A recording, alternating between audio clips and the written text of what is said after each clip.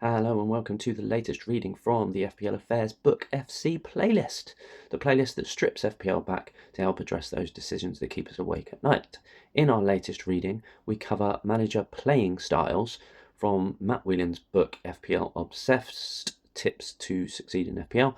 He believes there are 6 main ways of playing FPL, which will be explained over the next 2 episodes. Before we get started, don't forget to like this video, subscribe to the channel for all our content, and ring that bell to be notified each time we release something new. Anyway, enough of my small talk, let's get cracking. And there's Mo Salah. There goes Haaland. He's on his way again. He's hungry. He's scored. Ice-cold precision from Palmer. Kayo Saka. That is a diamond of a goal. FPL Obsessed, Tips for Success in Fantasy Premier League, written by Matt Whelan. Part 3, Playing Styles. During my rather varied career, I did a brief stint working in the banking industry. There I met a colleague called Dan O'Reilly. He has since become a close friend, although we no longer work together. Dan started playing FPL in the 2013-14 season, the year before we met, and I was pleased to meet a colleague who was already involved in the game. We created a work mini-league, and it surprised me when he beat me that year. The season after that, I beat him, but not by much, and felt the universal balance had been restored. He then went on to beat me several years in a row and earned himself the title of my FPL Nemesis. These days, I am in over a dozen mini-leagues, but there is one mini-league which continually comes into focus. Within that league, there is one name I am interested in above all others: Dan O'Reilly. This man frustrates me more than I can convey with words. My FPL rivalry with him borders on obsession. I know his team almost as well as I know my own. I take great pleasure in his misfortunes and wince when one of his players hauls. When I am celebrating a great game week result in front of my wife, she will often ask me, "But how did Dan do this week?" What really annoys me about Dan is that he does things which makes absolutely no sense to me at all. Don't get me wrong, he is a proper FPL player. He doesn't make silly mistakes like missing deadlines or not realising there's an upcoming blank game week, but his playing style is totally alien to me. It seems to be quite haphazard, yet simultaneously well thought out. He is gut-driven, but seems to really interrogate his own thought processes. He takes punts which seem illogical, but quite often pay off, and will occasionally captain obscure players while ignoring the obvious picks. More importantly, he has reached a point where he beats me most seasons, although I am starting to pull things back my way now. Frankly, I hate him. There are many different playing styles in FPL, and these can be drilled down and down to the level of the individual. It is therefore with great care that one tries to lump these into categories. But for the sake of highlighting different playing styles, I have created 6 main categories which I have observed over my FPL career. In this section, I try to identify certain traits present in these styles of play, the advantages which can be gained from playing that way, and highlight any dangerous aspects which are inherent in that playing style. The numbers manager. Stats driven, the numbers manager will sift through mountains of data to guide their transfer and captaincy decisions. The volume of data available to us these days is unreal. In football, platforms such as Opta Sports record an obscene number of statistics, right down to how many times a player touched the ball in a match, how many of those touches were in the box, and so on. There are services and websites out there which will organise these stats and present them in a fashion which is more relevant to FPL. A lot of these services filter the data into key stats, usually defined as shots, shots on target, SOT, shots in the box, big chances, BC, and big chances created, BCC. Aside from these, there are three very popular metrics which are important to highlight. Expected goals, XG. Opta Sports analyses every goal-scoring opportunity a player has had in a game. This process begins when a player takes a shot at the moment his foot strikes the ball and gives the shot an XG rating. The shot is rated irrespective of whether or not it leads to a goal.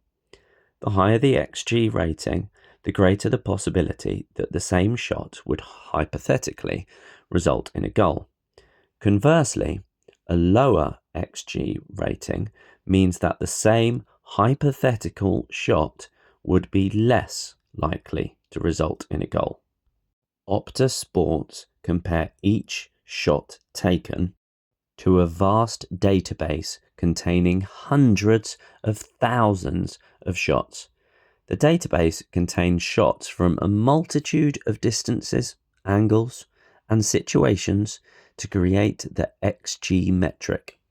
It treats the value of the shot on its own merit in every situation, and so does not take into account differences in player ability. For example, in the exact same situation, Lionel Messi and Glenn Murray would get the same XG rating. The XG value assigned to a given shot is based on many factors. The big one is distance from goal. The closer to goal the shot is, the higher the XG. It analyses the angles available to the player from the ball to the goal, taking into account if there is a goalkeeper and/or defenders blocking the shot. If the opportunity is defined as a big chance by Opta Sports, then this will increase the XG rating. There are other smaller metrics which fine-tune XG, such as whether the player was under pressure when he was taking the shot, and if the ball was travelling towards the goal when it was struck. It is quite detailed. So a tap-in from 3 yards out with the goalkeeper face down on the deck could give an XG of, say, 0.95. This means that in a situation like this, 95 times out of 100, a player will convert that opportunity into a goal. If a player strikes a volley from outside the box with a wall of defenders in front of him, that could give an XG of around, say, 0.10, meaning that only 10% of shots like that will result in a goal. Expected assists, XA. Expected assists uses a similar model to that which calculates XG, only it focuses on the creation of a chance.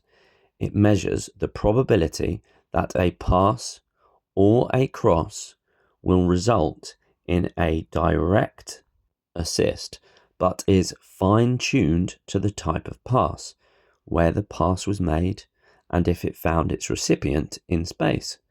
Again, it is not necessary for a goal to be scored for XA to be awarded. Expected goal involvement, XGI. The third key metric, XGI, is a combination of XG and XA.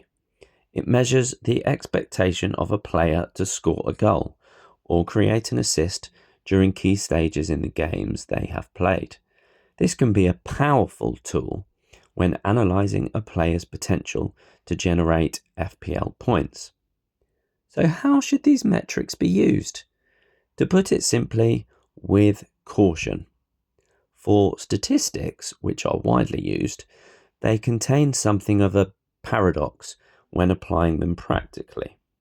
First, a player with a high XGI is clearly getting in all the right places.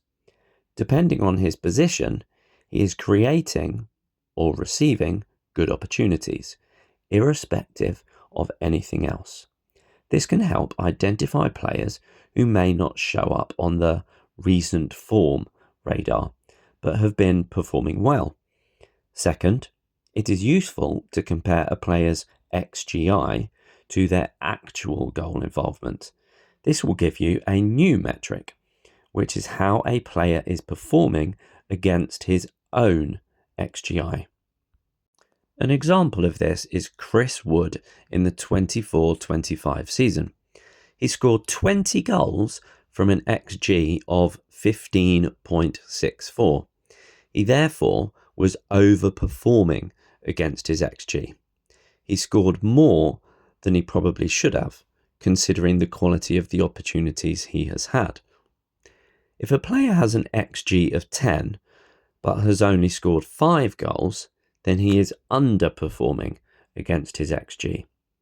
Given the quality of the opportunities he has had, he should really have scored more goals.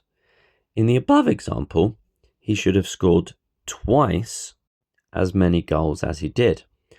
Darwin Núñez exemplifies XG underperformance. Across his 3 seasons for Liverpool, he scored just 20 goals from an XG of 34.14. The problem is that it is possible to read this situation in 2 ways. An overperforming player is clinical with his finishing and scoring difficult opportunities that others would miss.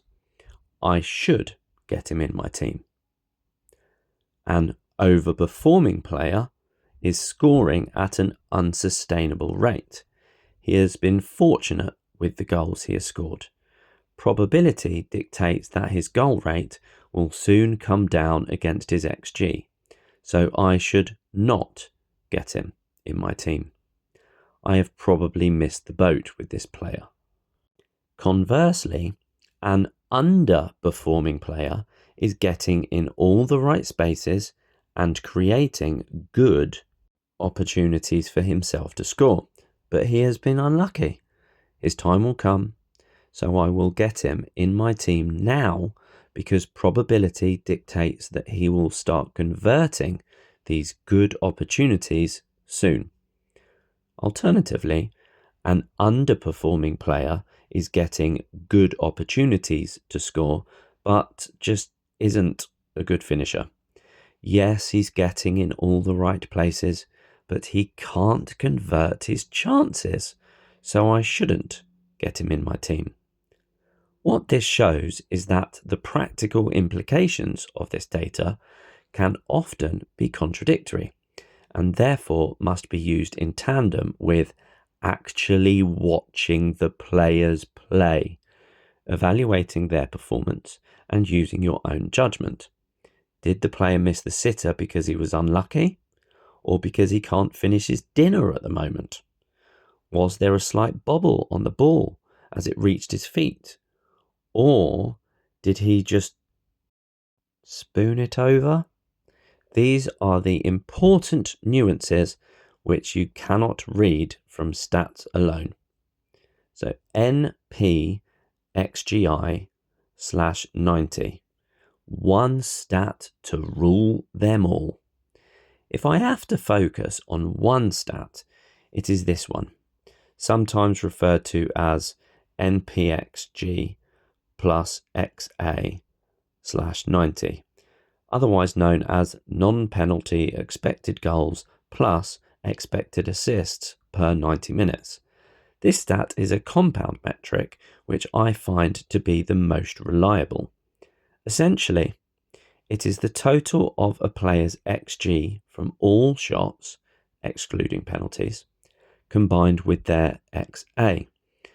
This creates a metric which measures goal involvement in general rather than looking at either statistic in isolation.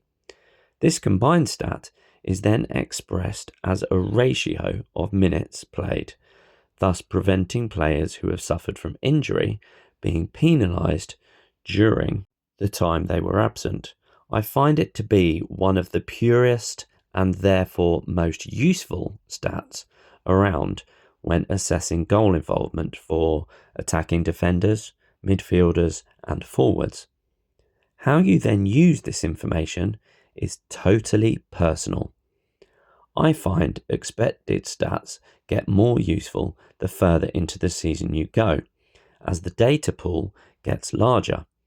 I know others who prefer to focus on more recent form and hence will look at a limited period of stats behind that game week, say 4 to 8 game weeks before. If you choose to use the former, then you need to be aware of any large-scale changes which may have happened to the player or his team, which could have caused those stats to become skewed. For example, you may find that a fall in a player's XGI correlates with a positional change or the deployment of a new formation. In these cases, the expected stats prior to this event hold less weight because the circumstances in which they were generated are no longer relevant. Bookies odds.